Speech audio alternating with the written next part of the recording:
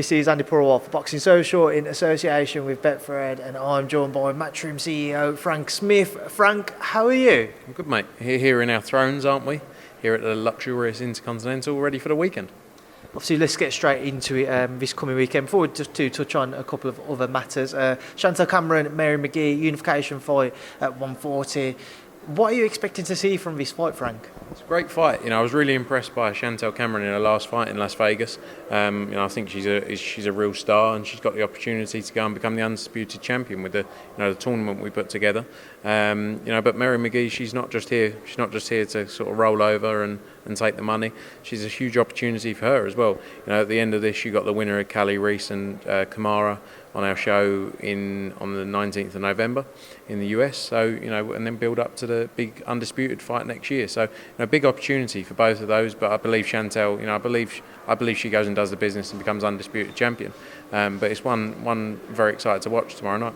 I asked Eddie earlier, and I'm sure you'll echo the same as what he said. But ultimately, provided Katie Taylor is still unbeaten in the form that she is, and Chantelle Cameron can become undisputed champion, I imagine the idea is to eventually try and make a bout between the pair of them, two undisputed champions going face to face. Yeah, definitely, that's a fight to note. And when you look at it across the board, you've obviously got Katie Taylor undisputed at 135, Chantelle will become undisputed at 140, we hope, and Jessica McCaskill undisputed at 147 as well. So some great fights there to be made across the board. So it's exciting times across those divisions. Craig Richards tomorrow night returns. Marek Matej, not many people might know much about him, but Eddie's insist that this will be a tough test for Craig. So what can you tell us about Marek? Yeah, I think a lot of people were sort of thinking that he's just coming over here to again get paid and go home, but he's up for the fight. He looks in great shape on the scales today. Obviously, Craig coming off the back of the fight against Dimitri Bivol, which he showed the level he's at now. Hope he goes in there, gets the win, but it's good that he's got someone coming to fight. That's what he needs. It's the only way you're going to keep growing and developing and building is by going in there in proper fights. So I think it's going to be a test for him, and a lot that many people don't expect. You actually saw at the weigh-in, Craig he didn't accept the offer of a handshake from Marek. Do you think that's more of a sign from him that he wants to be a bit more emphatic with his performance on Saturday night? He's looking to hurt Marek and put out a bit of a statement, because there's a lot of potentially very good fights to be made provided Saturday goes to plan. Yeah, I think so. I think he's got a lot of big opportunities out there. He showed, like I say, he showed his level against Bivol, and he showed he belongs up there. He's got as many fights out there that can be made after this. So he's 100% focused, and it's what he needs. He showed that he's always a professional in and out of camp, and looking forward to having him back. Yusuf Kamari and Jorge Castaneda. I was one of the lucky ones to see that Ofer Jones fight with Jorge on the Liam Williams and Demetrius Andrade undercard, or Andrade Williams undercard. Is this one which just has to catch fire? It has to be a war the way that everybody has said so far this week? Yeah, 100%. I think so. I think, I also saw Yusuf Kamari's last fight in Barcelona, which ended up being a bit of a tear-up as well. And I think, it's definitely going to be one that catches fire. It's a big fight for both of them to go on from here as well. Castaneda with that big win last time, I think there's a lot of big opportunities moving forward for those two guys. And ultimately, people just want to see people in good fights. So for winner, loser, whoever it is, comes out of that, both of them have got opportunities from here. Babic Molina, it's by far the toughest test for Alan Babic to date, but still you can make the argument it's a fighter who is on the slide, who isn't at his best, and one which you would anticipate that with the style that Alan Babic possesses, he will gradually break Eric down. I'm sure that's what most people think, but what does Eric still have to offer in this fight, Frank? I think Molina, by the way, looked in really good shape today on the scales. I was quite surprised, and he's obviously been training. I know he said short notice for the fight, but he's been keeping fit, training. I think the key he has is experience. Ultimately, you see the people he's been in there with. Alan's been in nowhere like that level, and ultimately, especially in heavyweight boxing, that's what it comes down to. So I think he's going to give him a good test, and I think he'll go in there and if Alan can have another emphatic win like he has in the last few, his stock's going to keep on building, and people slowly over time, people will start appreciating him a bit more. He's a great character, But I think sometimes people overlook the character side, or they sort of don't really care whether he has any ability because they just look at what he's doing in the press conferences, what he's doing in the build-up. So I think go in there against Molina, get a big win, and keep on moving forward. He hasn't had many fights, and to be in the position he is now, to be challenging the likes of Molina, I think is a good step up for him. I asked Eddie earlier about a potential Alan Babic and Oscar Rivas fight at Bridgerweight, but one other name which I didn't mention, which I'll ask you now, is Dave Allen. Alan Babic said that he'd be open to facing Dave Allen soon if a deal could be agreed. He said he'd be happy to fight him on the December 18th show. Is that a fight which could be agreed? Possibly, maybe in time. Obviously Dave Allen, I think he's got to be focused if he's going to get back into boxing. Can't be in and out of it. And ultimately he's got to be 100% medically cleared to do so. I think he's had some recent fights, hasn't he? Back on Fight Zone. It's possible. You talk about the Bridgerweight thing. I still think, it confuses me a little bit personally around the whole heavyweight, because you've got heavyweights and Bridgerweight, but heavyweight's coming in at less than Bridgerweight. So I always think people are going to prefer to go for the heavyweight crown ultimately. I'm personally not sure.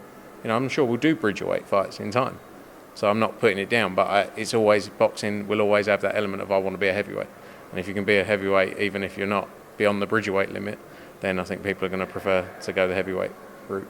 It's kind of, no, it's okay. But as you say, mate, it's kind of funny talking about the weights, because Oscar Rivas actually came in heavier than what Alexander Usyk did against AJ. Yeah, and Alexander Usyk is the reigning, unified heavyweight champion of the world. So what we're saying, that he should be a Bridgerweight instead? I don't know. Interesting. Never know. He could become a free weight champion. It could. That'd be interesting. Or drop back down. Yeah. Well, no, actually, stay where he is. Yeah. Frank, just moving away from that, obviously we had the Dillian Whyte press conference yesterday. I just wanted to get your take on the sceptics who questioned whether he'd pulled out through an actual injury or because he knew that the Tyson Fury fight could well be mandated in the near future by the WBC. I think one thing you've got to say about Dillian Whyte, he's never shied away from any challenge. He's been waiting years and years and years for this, but it's not like he's turned down opportunities because of waiting for the world title. He went in there with Povetkin, for example. He went in there with Rivas. Went in there with Joseph Parker. Like all these fights he's been in, he's always taken a chance really to go in there, and there's always a risk, especially in heavyweight boxing at that level. I think ultimately he's been in camp a long time, and everyone out there questioning him, they don't really know what he goes through, and he's not. He ultimately is a fighting man. He's shown that, and unfortunately he's injured. Like, that's the business we're in. It does happen all the time, but he's under the spotlight just because there's something else on the other side. Something else going on alongside that. But if he was fit to box, he would be boxing tomorrow night. But everyone knows. You guys know him as well as anyone. He just loves in there having a tear up, getting in there and having a tear up ultimately. With Dillian looking towards that Tyson Fury fight, after Tyson's trilogy bout with Deontay, I saw a few quotes, and he said that he feels Tyson's potentially slowing down, which is why he's adopted more of an aggressive style over the last couple of Wilder fights. Do you agree with that sentiment? Do you see that argument? I've got to be honest, in terms of styles, I've never been the one to really read styles of fighters. It's not my expertise. I think everyone at that top end of the heavyweight division can cause each other trouble. And the best on one night can beat the other. There's an ox. There's the bar. We're just outside the bar here. It's all falling down. I think the best heavyweights can beat each other ultimately, and they've all got a chance to go in there and beat each other. So I think Dillian Whyte has been improving. Don't get me wrong. Tyson Fury has shown how good he is, and how he always overcomes the question marks time and time again. But anything is possible in this heavyweight division ultimately. The inactivity factor, Frank, heading into that, knowing Tyson fought Deontay in October, and if Dillian hasn't fought again since the Povetkin rematch, it's a year for him, and it maybe 6 months for Tyson. This is just a rough guideline as to what the dates that we've heard so far. If them two did meet, say, end of March, early April, is that not going to be detrimental to Dillian? Will that just play more so into Tyson's hands, who will go into the fight as a favourite regardless of inactivity? I suppose, but then you look at the inactivity of Tyson Fury from the second Wilder fight to the third Wilder fight. Ultimately, some people will deal with it better than others. Some people may use that as an excuse. I think if you're staying fit, staying in the gym and got quality sparring and keep developing, then you know, ultimately it's always better to have, you know, a more regular fighting schedule. But I think with what they're used to, you know, they both had those little periods where they've had a bit of time out, and I think they'll be used to that. And, you know, like I say, anyone can make an excuse as to if they don't win the fight is because I didn't box in 11 months, but loads of people have done it and come back and look good. Frank Kevin Ajako, I saw him announced today. Talking about that signing and how excited you guys are to guide the next chapter of his career. Yeah, 100%. You know, we're lucky enough to work with so many great talents, and, you know, from speaking to STN Sports and how excited they are about him, you know, the career he's had to date, and he's sort of a hidden talent really, and I think he's got a lot to offer, and it's going to be exciting to really build that profile. You know, because that's our main job, is to, you know, take people to that next level. So that's what we're looking forward to, and, you know, maybe we'll be back in Belfast soon enough.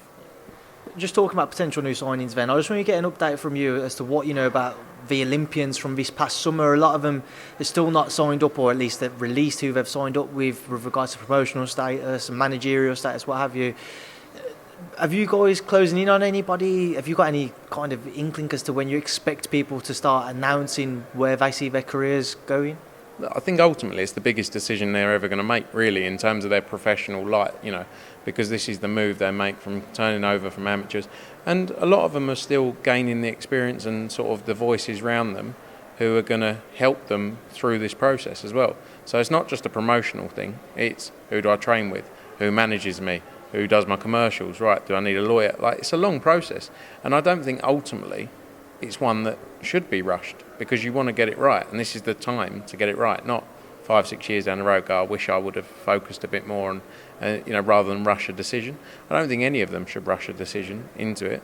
They should talk to everyone and make sure they're happy with what they're getting. But I think, you know, we're coming round to 3 or 4 months since the Olympics were over with, and I think, you know, towards the end of the year, maybe in the next 4 to 8 weeks, you'll start seeing people make decisions. But like I say, most important time now is now, and they don't want to rush into the wrong decision. Frank, I've heard the word feminine being thrown around today. Do you feel you're a feminine guy? I get manicures and pedicures, but apparently that's all the rage right now.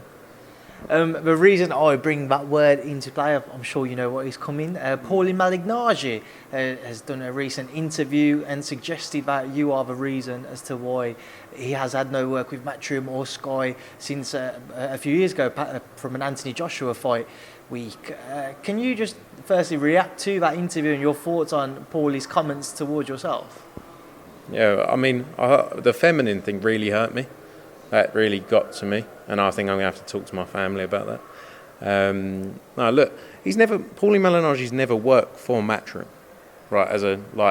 He fought, but he's never done punditry work for Matchroom. He worked for Sky. The fact that he thinks I blocked him from working from Sky, I mean, it's not true, but he can, you know, believe whatever he wants to believe or whatever people tell him. Ultimately, he had an altercation at one of our events. Spat in someone's face. I have people call me a fat prick every day, but I don't spit in their face. I don't necessarily agree with that behaviour. Some people may do. It's up to them what they think is right or wrong. I gave the person whose face he spat in tickets, because as a brand, I want us to try and, you know, I don't want people to be unhappy. I don't want people to go through that sort of thing. Gave someone tickets. He then came in, had a row with me, said I did the wrong thing. I said, you worry about your own thing, I'll worry about mine. I'm not bothered, if I see Paulie Malignaggi, I haven't got a problem with him. But I don't want, if it was me and my business, so I was Sky, I wouldn't want someone representing my brand who spits in someone's face. But ultimately, it's not down to me. So the fact he hasn't worked for Sky has nothing to do with me. That's a conversation you have to have with Sky. And I know, they're saying now, obviously, he's going to work with Sky. It's because he's got a very good relationship with Boxer. He's been involved with Boxer for 3 or 4 years now. So I guess that's why they're coming back together. But I can confirm I did not have anything to do with it. How much of a surprise was it to you, Frank, to have seen that interview come to light from an AJ fight which was fought about 4 years ago now? I didn't even know about it. Actually, AJ rang me. It was Lomachenko that happened at. AJ rang me the other day, and he said, "What did you do to Paulie Malignaggi?" And I said, "What are you talking about?" And he said, "There's an interview of you." So I saw a bit. I'd watched I watched a bit of it. I don't know. Maybe I'm living in his head rent free. I don't. It doesn't really affect me. I have to deal with a lot of things where people may not agree with things that I do or say necessarily, right? But that's every day. But it doesn't mean that, in business, sometimes you do something that another person says, "Oh, I don't think you should have done that." But that's business, isn't it? But I always get on with people. Never have a problem with him. And I had a good relationship with Paulie. Spent some time together years back. Got on with him. But I didn't agree with what he did there. And I think, everyone's entitled to their opinion. Doesn't mean I went round bitching and saying, "No, don't give him a job." I'm not that. I haven't got time for that. I'm a bit busy, to be honest. So, Frank, you have the Teofimo Lopez-George Kambosos fight in New York on the 27th of November. Obviously, that's Paulie Malignaggi's neck of the woods. Can we expect to see the pair of you share a drink together at some point in a bar, maybe? I'll have a drink with him in a bar. Just as long as he doesn't throw it in my face. No, I'm easy. I'm quite easygoing character. But, yeah, it was funny. It made me laugh. The feminine part. See, I actually spoke to Paulie a few days ago, so I didn't tell you this. And he did say that if he saw you, a few choice words would be had between the pair of you. I just can't wait. As long as he doesn't punch me. If he punches me, then I'm in a world of trouble. Because look at me, I'm just a useless guy. I can have a conversation with him, but as long as he doesn't go for me, that would really scare me. I don't think Eddie would be happy to see that because he'd want to put it on one of the cards. Yeah, probably. I mean, look, I don't think I could make his weight is the problem. So that's out the window, isn't it? Completely. I'm 225 pounds, so I don't think I'll be making any weight here too soon. But look, Paulie, it's all love. You do what you do. I do what I do. See you soon. All right, just before we end, I'd like to say I haven't spoken to Paulie Malignaggi, but Eddie Hearn told me to try and stitch you up just to see how you would react to that. Did he want me to say I'll fucking knock him out? I think he wanted just to see if you'd be scared a bit or if you would kind of get a bit more aggressive. No.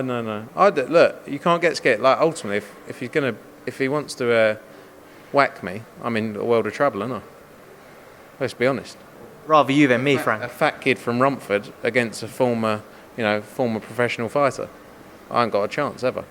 But if he wants to have a nice conversation, then I'll bet myself at that one. Frank, we will leave that there now. I'll leave you to enjoy the rest of your evening. I'm sure you've got a few other things to do before tomorrow night goes ahead. So appreciate your time. Thanks for being to Boxing Social. Thanks for having me, mate. Good to see you.